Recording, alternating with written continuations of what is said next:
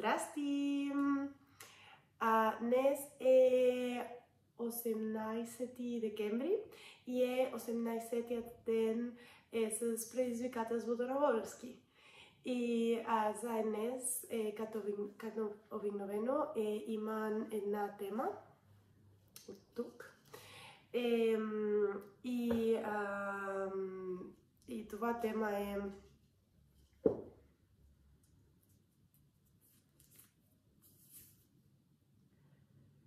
какво ще правиш, ако спечелиш от лотарията?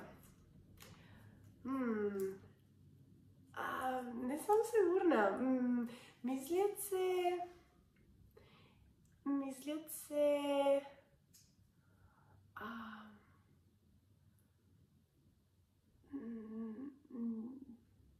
Не съм сигурна. Същото много ми харесва рутината ми, много ми харесва живот ми. Може би ще купя хубав апартамент, който е моят апартамент.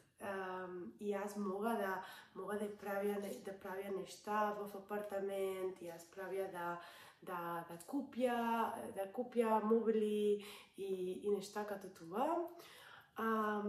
Но като